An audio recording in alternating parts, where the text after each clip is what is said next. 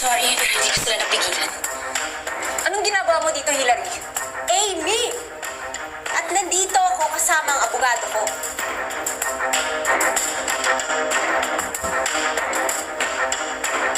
Anong ibig sabihin na to? Maghahabol ako, ate! Gusto ko namang kilalanin niyo ako bilang kapatid niyo.